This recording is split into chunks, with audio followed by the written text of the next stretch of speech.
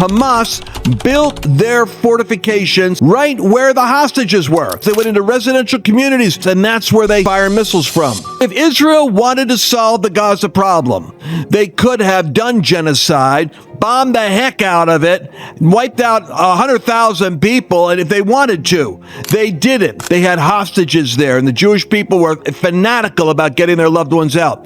Hamas built their fortifications right where the hostages were. They built them in hospitals. They built them in schools. They built them if there was a church. In other words, they used human shields. They went into residential communities where there was playgrounds, and that's where they would open up the garage and fire missiles from. So here's the facts. Civilian to combatant death ratios, meaning when you're at war, how many combatants or soldiers do you take out versus innocent civilians?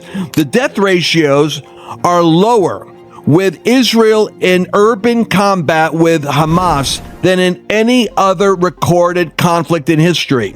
Israel estimates around 17,000 to 20,000 Hamas militants were killed out of a death toll per the Gaza Health Ministry figures of 40 to 50,000.